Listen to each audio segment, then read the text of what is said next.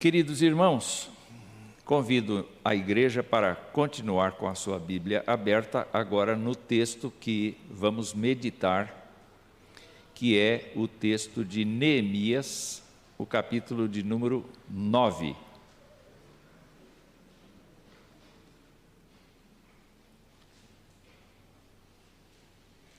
O trecho que nós vamos meditar começa no versículo 26. E nós vamos do 26 até o 31. Trata-se do dia 24 do 7º mês, em que os filhos de Israel se reuniram para jejum, e vestiam pano de saco e traziam terra sobre a cabeça. Era dia de confissão nacional de pecados, não é? É dia de abrir o coração para Deus no calendário estabelecido pelo próprio Senhor. Muito bem, nós estamos no meio de uma oração, de uma longa oração de confissão de pecados. E este é o segundo trecho que nós queremos abordar. Já abordamos o primeiro trecho, do 1º ao 25º versículo. Agora nós vamos então para o verso 26. Vamos ler juntos, para não perder o nosso costume, não é? Ainda assim, foram desobedientes e se revoltaram contra ti, viraram as costas à tua lei e mataram os teus profetas, que testemunhavam contra eles, para os fazerem voltar a ti, e cometeram grandes blasfêmias. Por isso, tu os entregaste nas mãos dos seus inimigos, que os oprimiram. Mas no tempo da sua angústia, clamaram a ti, e dos céus tu os ouviste. E segundo a tua grande misericórdia, lhes deste libertadores que os salvaram das mãos dos que os oprimiam. Porém, quando se viam em descanso, tornavam a fazer o mal diante de ti, e tu os abandonavas nas mãos dos seus inimigos, para que dominassem sobre eles. Mas quando se converteram e clamaram a ti, tu os ouvistes dos céus, e segundo a tua misericórdia os livraste muitas vezes. Testemunhaste contra eles, para que voltassem à tua lei. Porém, eles se mostraram arrogantes e não deram ouvidos aos teus mandamentos.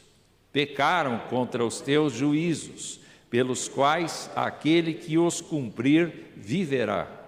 Em sua rebeldia voltaram as costas, foram teimosos e não quiseram ouvir.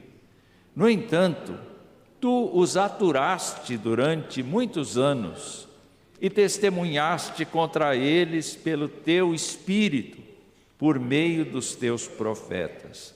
Porém, eles não quiseram ouvir, e por isso os entregaste nas mãos dos povos de outras terras. Mas, pela tua grande misericórdia, não acabaste com eles, nem os abandonaste, porque tu és Deus clemente e misericordioso. Que Deus nos abençoe. Esta segunda parte da oração de confissão nacional, que foi justamente conduzida pelos levitas, como está escrito aqui no versículo de número 4, não é? Nos fala justamente de um tempo em que somente poucas pessoas, de uma multidão de pessoas, sobreviveram e se juntaram novamente nas terras da Judeia, nas terras de Judá, do reino, do antigo reino de Judá. Como parte da confissão, estes chefes do povo, estes levitas, estas pessoas todas que conduziram esta liturgia de confissão, decidiram que o modo pelo qual deveriam confessar os pecados nacionais era por meio da recontagem da história, era por meio de voltar a trazer à memória a história. Em nenhum momento dessa confissão, Deus é agredido, vamos dizer assim, com palavras que dizem assim: o Senhor nos abandonou, porque o Senhor é um Deus de vingança, o Senhor é um Deus horroroso. Não tinha essa expressão nessa oração. E esta primeira parte da oração que nós vimos na semana passada pela boca do reverendo Luiz, é justamente o momento em que Deus cria todas as coisas e, portanto, aqueles israelitas deveriam ser criacionistas. Se nós somos cristãos, nós temos que ser criacionistas e confessar publicamente que Deus criou todas as coisas. Em segundo momento, a oração de confissão era uma oração que mostrava a eleição de Abraão. E por conta disso, nós devemos crer que este povo de Israel nasceu da exclusiva iniciativa de Deus.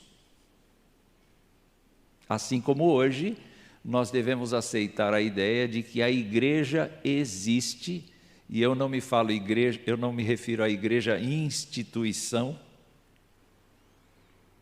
com bandeira, com placa, eu me refiro à igreja composta dos salvos que estão por toda parte deste planeta. Esta igreja existe pela única iniciativa de Deus, o Pai, Deus o Filho, Deus o Espírito Santo. Ela não existe por iniciativa humana nos termos da palavra de Deus. Ela pode existir como religião. E em muitos lugares os seres humanos criam a sua própria religião. Mas a igreja não é religião. A igreja não vive de ritos e de sacrifícios, como as nações idólatras ou mesmo pagãs. A igreja é a comunidade de Deus no mundo que responde a Deus. Esse é o seu culto, esse é o seu sacrifício, esse é o seu trabalho.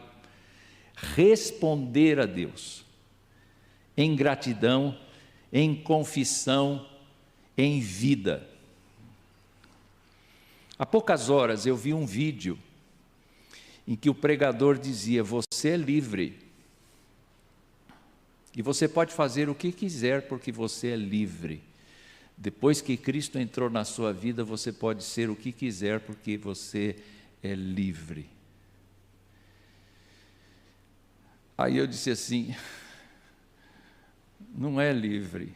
Eu dizia com o meu coração: você não é você não é livre. Aliás, você nunca foi livre, porque quando você era preso ao pecado, à condenação eterna. Você era preso ao diabo, que é o príncipe deste mundo. Está lá em Efésios, no capítulo 2. Mas quando Jesus Cristo te libertou, a palavra de Deus diz que Deus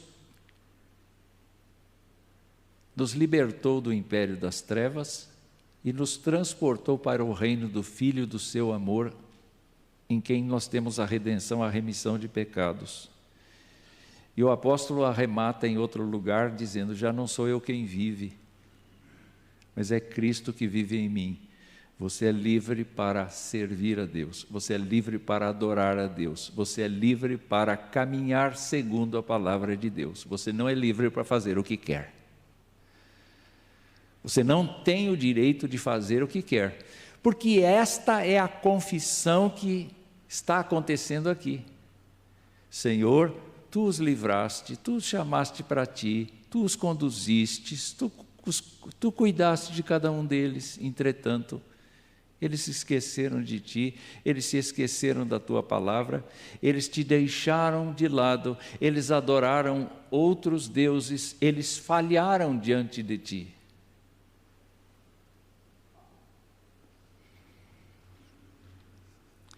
O que nós observamos é que Deus escolheu Abraão, e por meio de Abraão, Deus suscitou este povo numeroso, mais de 2 milhões de pessoas, quando saíram do Egito, segundo consta, segundo os estudiosos, e agora eles estavam reduzidos a menos de 100 mil. Talvez algumas comunidades espalhadas na diáspora juntassem um pouco mais de gente nesse número, mas eram poucas pessoas agora. Por quê? Justamente pelo fato de que Deus havia dado a eles o código de convivência, que era a lei de Moisés no deserto. Quando Deus tirou esse povo, mostrou milagres, mostrou grandes aventuras, fez com eles grandes aventuras, grandes sinais, mas ao mesmo tempo estabeleceu um código pelo qual eles deviam pautar a sua vida. E a partir desse código, eles deveriam ser legítimos adoradores de um Deus invisível, que se manifestava por teofanias às vezes. Olhando para a Escritura, nós vemos então que nesta oração de confissão,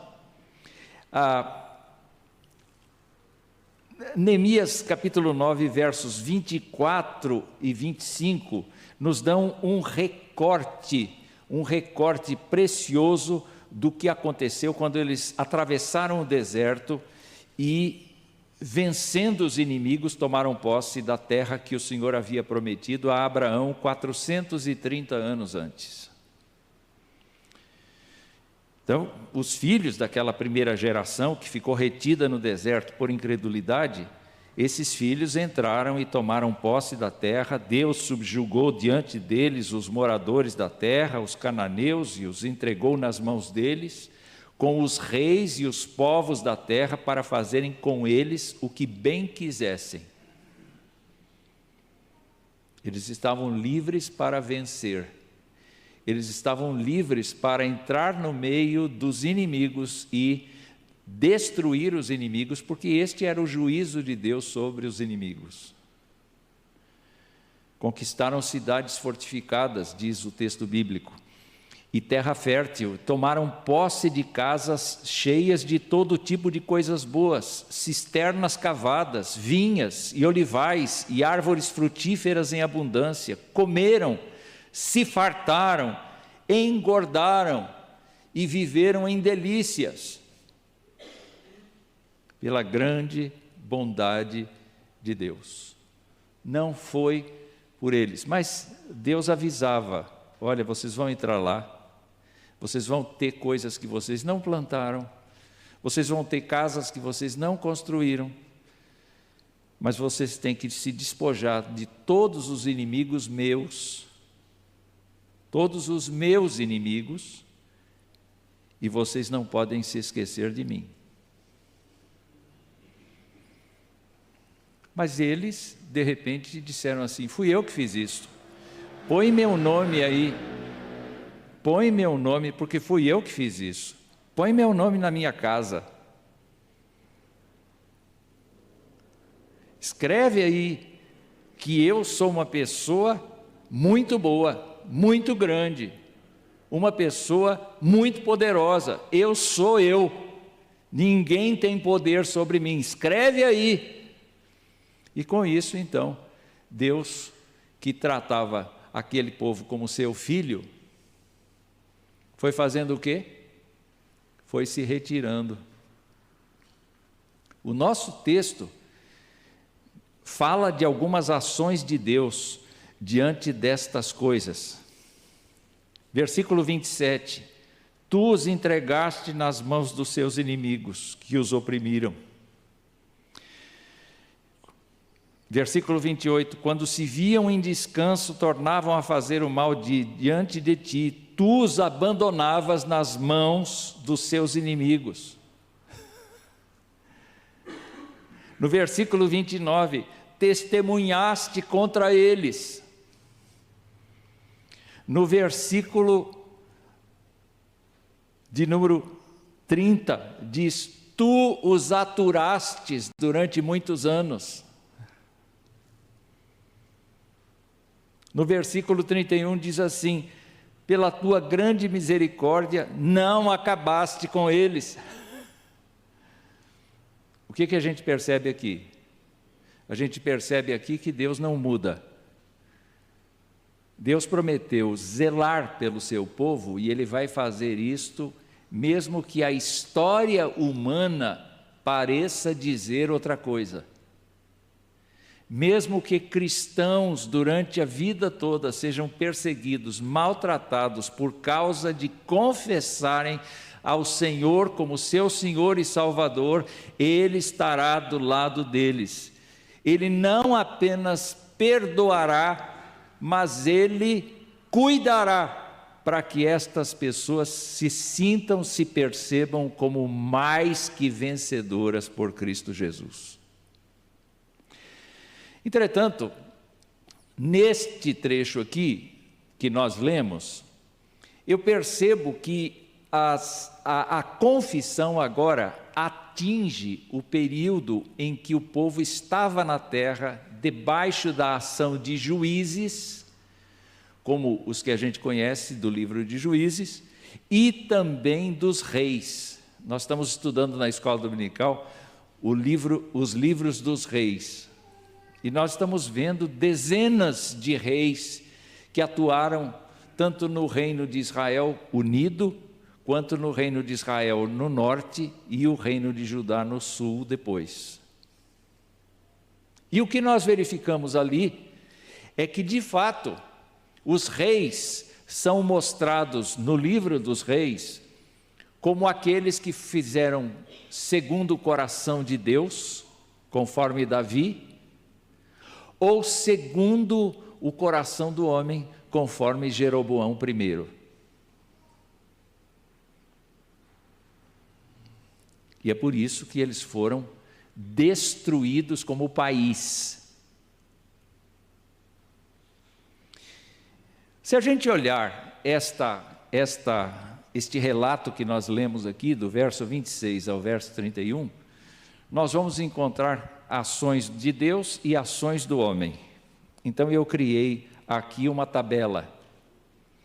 Dá para perceber daí do seu lugar a tabela? Então vamos lá, vamos à tabela. Eu coloquei de um lado a ação de Deus e do outro lado a ação do povo. Dentro do texto que nós lemos agora. Primeira ação de Deus, Ele permanece fiel à sua promessa a Abraão, dando a terra pronta para se viver sob a sua direção. Mas o povo responde se esquecendo dele, desobedecendo sua lei e se revoltando na terra prometida, entrando no caminho de nivelar Deus, o Deus de Israel, com os deuses das terras vizinhas, adorando tanto Yahvé, quanto adorando os deuses das nações vizinhas. Eu já falei disso aqui, e nós temos a tendência de deixar o Senhor, e de deixar que Deus, que deveria ser exclusivo na vida da gente, fique nivelado com nossa angústia, nossa preocupação, nossa solidão, nosso vício, as coisas que nós temos e das quais não conseguimos nos desvencilhar. Para a palavra de Deus, Deus precisa ter o lugar dele, e esse lugar não pode ser ocupado por mais nada. Numa linguagem de trono, de reino, né? Muitos já disseram assim: Deus precisa ocupar o trono do seu coração, e ninguém pode assumir esse lugar. Havia, no meu tempo de mocidade, um plano de salvação chamado 4 leis espirituais. Era uma forma de falar o Evangelho, de comunicar o Evangelho. Mas, meus irmãos, havia um desenhozinho de um trono no coração da pessoa. E nesse plano, então, se dizia assim: Deus é santo, o homem é pecador. Cristo morreu pelos pecadores e Deus precisa ocupar o trono do seu coração, mas quem está lá é o ego. O ego não pode concorrer com o Senhor. Sob hipótese nenhuma, o nosso ego está subordinado ao Senhor. A palavra de Deus tem mais força sobre a direção da nossa vida do que o nosso ego. Os israelitas não perceberam isso. A próxima ação de Deus foi: Deus cumpre sua promessa de justiça contra a desobediência, permitindo o domínio dos inimigos. Deus não foi mau. Deus deu a eles o que eles queriam receber. Eles procuraram servir a si mesmos e Deus disse: no momento que vocês fizerem isto, vocês estarão sem amparo, vocês estarão sem mim. Deus amava? Amava. Deus queria o povo perto dele? Queria. Mas Deus não podia interferir na sua própria justiça, dando um jeitinho. Deus tinha que executar aquilo que havia prometido, porque Ele não pode mudar a sua palavra. Não faz parte da sua constituição divina. O povo confessa os pecados, chama a Deus em busca de libertação dos opressores ao se sentir oprimido, e Deus levanta libertadores com paciência, movidos por seu espírito, trazem paz momentânea, mas o povo é inconstante em seguir ao Senhor e sempre se volta para a idolatria. Deus levanta profetas para confrontar o povo com a sua palavra. O povo mata ou despreza os profetas do Senhor, e a despeito dessa desobediência constante, Deus é clemente e misericordioso, porque essa oração está sendo feita justamente por pessoas que passaram por experiências duríssimas, mas estão ao lado dele agora. Então é um tempo de confissão depois que Deus cumpriu fielmente suas promessas de justiça e disciplina. O que estes homens estão fazendo e conduzindo o povo é uma coisa que a gente precisa fazer todo dia. Confissão de pecados é uma coisa de todo dia, é uma coisa de toda hora. Porque a confissão de pecados é a admissão da nossa incompetência e a admissão da soberania do Senhor sobre a nossa vida. Toda vez que eu digo ao Senhor: Senhor, eu sou um pecador, eu necessito de sabedoria, de graça, de perdão, eu necessito de acompanhamento, porque eu sou impuro, os meus lábios são impuros. O Espírito Santo toma conta. E aí é que o crente é realizado como crente. Quando o Espírito Santo o conduz, depois desta constatação de que entre o Filho de Deus e o próprio Deus, o que separa é a nossa iniquidade, é a nossa fraqueza, é a nossa falta de submissão, é a nossa falta de dependência, é a nossa inconstância.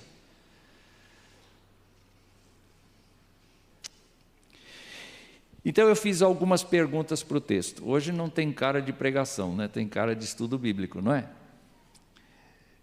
Eu fiz algumas perguntas. A primeira pergunta que eu fiz foi a seguinte: Deus não deveria simplesmente ser bondoso com aquele povo e deixar de lado o que o povo fez durante a sua história?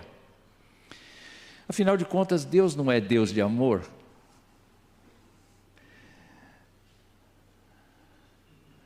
Já disse aqui e repito, um aluno meu disse: professor, nunca que Deus vai castigar os seus filhos, porque Ele é de amor.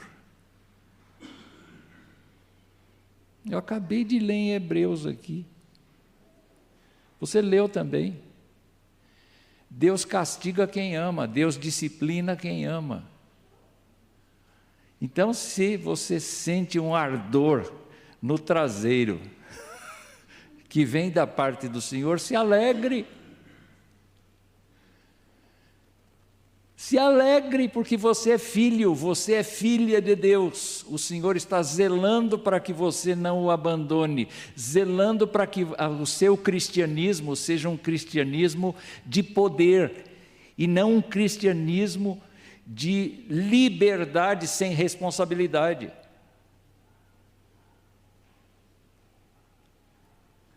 Então eu quero lembrar algumas coisas. Deus é Deus de amor, mas Deus é esse Deus aqui. Olha só, Deuteronômio 30, 15, eu vou ler uma série de textos para vocês verem como é que a coisa funciona. Depois de Deus ter conduzido os israelitas à terra prometida, Moisés assim se pronunciou em nome do Senhor, Deuteronômio 30, de 15 a 18. Vejam, hoje coloco diante de vocês a vida e o bem, a morte e o mal. Se guardarem o mandamento que hoje lhes ordeno, que amem o Senhor seu Deus, andem nos seus caminhos e guardem os seus mandamentos, os seus estatutos e os seus juízos, então vocês viverão e se multiplicarão, e o Senhor seu Deus os abençoará na terra em que estão entrando para dela tomar posse. Mas se o coração de vocês se desviar e não quiserem ouvir, mas forem seduzidos, se inclinarem diante de outros deuses e os servirem, então hoje lhes declaro que certamente perecerão. Não permanecerão muito tempo na terra na qual, passando o Jordão, vocês vão entrar para dela tomar posse. Pergunto à igreja: tem alguma coisa escondida aqui? Deus preparou alguma armadilha aqui? Não. Deus não preparou nenhuma armadilha. Se vocês andarem comigo, terão minha presença e minhas bênçãos. Se andarem esquecidos de mim, experimentarão a minha ausência e a minha justiça.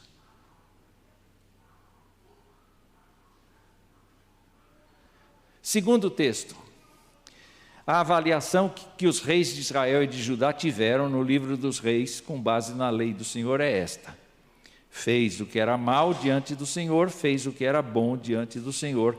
São pouquíssimos os que andaram segundo a lei do Senhor, e quando estas pessoas andaram segundo a lei do Senhor, o seu reino prosperou, milagres aconteceram, bênçãos aconteceram, prosperidade aconteceu, perdão nacional aconteceu. Quando eles andaram fora desta linha, cada um procurando o seu próprio bem, aconteceu que Deus tirou a mão, diminuiu o território santo, estabeleceu inimigos contra, ao ponto de cidades sitiadas comerem os seus próprios filhos. Você vai falar: Deus não é bom? Deus é cruel? Espera um pouquinho, Ele avisou. Nós não temos razão para nos queixar dele, porque a responsabilidade não é dele. Ah, mas Deus tem obrigação de ser bom com todo mundo, porque afinal de contas Ele é bom. Se Ele é bom, Ele é obrigado a ser bom com todo mundo, não com a pessoa que o nega. Deus tem que simplesmente aplicar a sua justiça sobre a pessoa que o nega. Quando Elias estava diante de Deus, ele disse o seguinte: os filhos de Israel deixaram a tua aliança, derrubaram teus altares e mataram os teus profetas à espada, só eu fiquei. E Jesus, quando conversava com os escribas e fariseus, eles diziam assim: vocês honram os túmulos dos profetas, mas foram vocês que mataram os profetas. Vocês são como sepulcros caiados, mais tarde Jesus Cristo disse. Vocês são hipócritas, porque vocês querem homenagear os antigos, mas foram vocês que mataram os antigos, porque vocês se distanciaram do Senhor e não reconhecem a sua palavra. Falando de profetas, eu me lembrei do texto de Jeremias, porque Jeremias recebeu várias revelações de Deus sobre falsos profetas. E Deus disse assim: eu não os enviei, eu não os mandei. Eles surgem no meio do povo para enganar o povo. E como o povo quer viver pela sua própria cabeça, então eu simplesmente deixei a coisa acontecer. Você vai culpar Deus? Você me abandonou? Então eu também te deixo.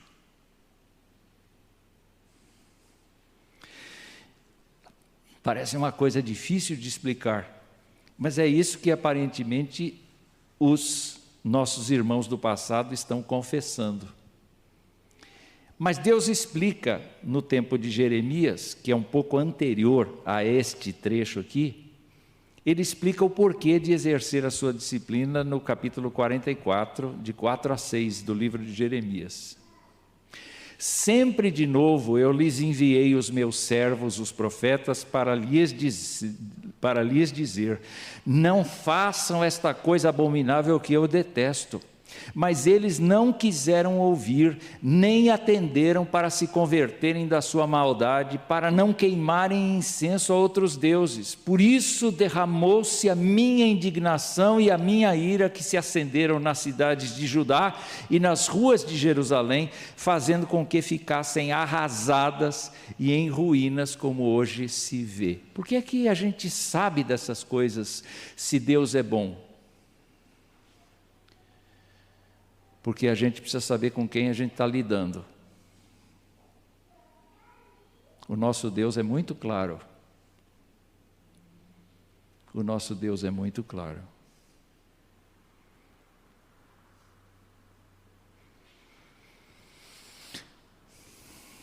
Miqueias diz assim, no capítulo 3, versos 8 a 12: quanto a mim, estou cheio do poder do Espírito do Senhor, cheio de justiça e de força, para declarar a Jacó a sua transgressão e a Israel seu pecado. Escutem agora isto: governantes da casa de Jacó e chefes da casa de Israel, vocês que detestam a justiça e pervertem tudo o que é correto, que edificam Sião com sangue e Jerusalém com iniquidade. Os seus cabeças prestem atenção como é que está no tempo de Miqueias. Os seus cabeças dão as sentenças por suborno, os seus sacerdotes ensinam por interesse, os seus profetas adivinham por dinheiro e ainda se apoiam no Senhor, dizendo: não está o Senhor no meio de nós? Nenhum mal nos sobrevirá. Portanto, por causa de vocês, Sião será lavrada como um campo, e Jerusalém se tornará um montão de ruínas, e o monte do templo numa colina coberta de mato. Com quem Deus fala aqui? Deus fala com a liderança espiritual do povo. Deus fala com os governantes do povo, com os cabeças do povo. Gente, os pastores de hoje têm um compromisso muito sério, porque eles não estão avisando o povo que uma das tarefas que o povo tem diariamente é admitir a sua fraqueza diante de Deus. Nós somos pecadores, ainda que salvos, nós precisamos da graça de Deus desesperadamente, e nenhum de nós está livre disto.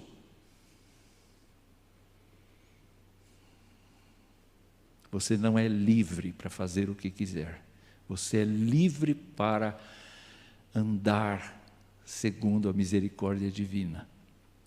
Você é livre para testemunhar o nome do seu Deus.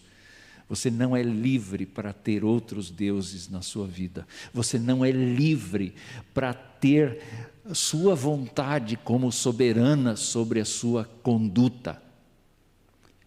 Você não é livre para pecar.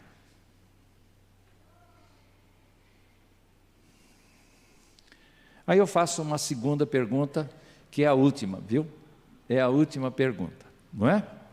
Será então que a confissão é necessária? Por que eles fizeram este dia?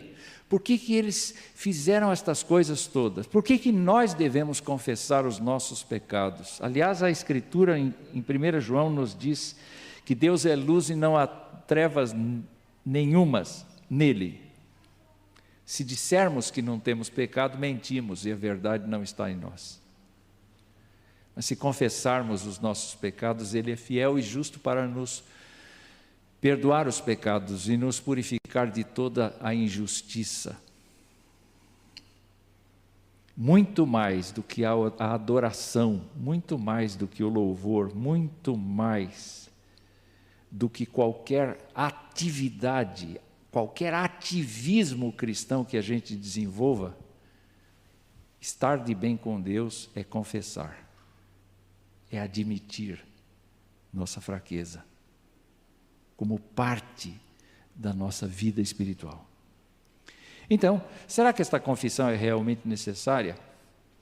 Bom, Moisés recebeu a declaração de Deus no deserto em Levítico 26, e escutem só: se eles confessarem a sua iniquidade e a iniquidade de seus pais na infidelidade que cometeram contra mim, e se confessarem que andaram em oposição a mim, fazendo com que também eu fosse contrário a eles, e os fizesse entrar na terra dos seus inimigos, se o coração incircunciso que eles têm se humilhar e aceitarem o castigo da sua iniquidade, então me lembrarei da minha aliança com Jacó, e também da minha aliança com Isaque, e também da minha aliança com Abraão, e da terra me lembrarei. Quando Salomão ergueu o templo, Deus disse para ele: se meu povo que se chama pelo meu nome se humilhar, orar, me buscar e se converter dos seus maus caminhos, eu ouvirei dos céus, perdoarei os seus pecados e sararei a sua terra. Lá nos Provérbios está dita esta máxima: quem esconde os seus pecados não prospera, mas quem os confessa e os abandona encontra misericórdia. Por boca de Isaías, Deus declarou: busquem o Senhor enquanto Ele pode ser encontrado, e invoquem-no enquanto Ele está perto. Que o ímpio abandone o seu mau caminho e o homem mau os seus pensamentos, e converta-se ao Senhor, que se compadecerá dele, e volte-se para o nosso Deus, porque é rico em perdoar. E por boca de Ezequiel, Deus declarou: diga-lhes, juro pela minha vida, palavra do soberano Senhor, que não tenho prazer na morte dos ímpios, antes tenho prazer em que eles se desviem dos seus caminhos e vivam. Voltem-se dos seus maus caminhos, porque iriam morrer. ó nação de Israel. Aí eu pergunto para vocês, confessar é necessário?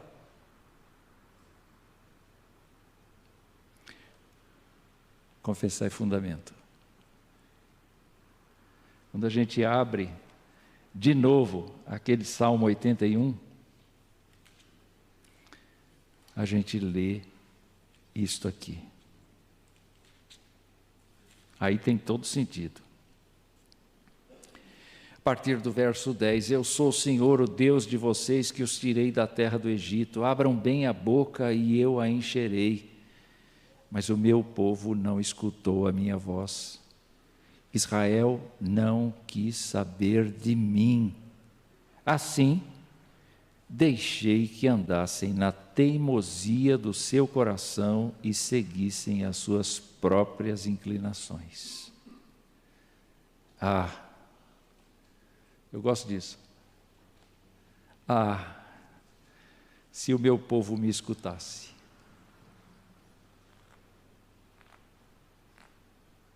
Vocês estão sentindo a dor do coração de Deus? Quando a gente o nega, quando a gente fracassa, quando a gente busca o próprio prazer, quando a gente se escancara para o mundo e quer ser mundano como o mundo é.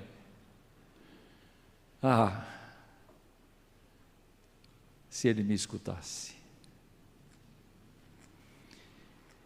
Se o meu povo me escutasse, se Israel andasse nos meus caminhos, eu derrotaria logo seus inimigos e voltaria a minha mão contra os seus adversários. Os que odeiam o Senhor se submeteriam a Ele, e isso duraria para sempre. Os inimigos de Deus se submeteriam a Deus, mas a vocês, Ele diz ao povo, a vocês, eu sustentaria com o trigo mais fino.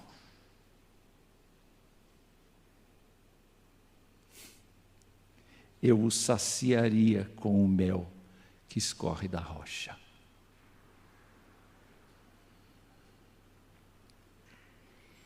Deus é bom ou não é? Mas não se esqueça dele.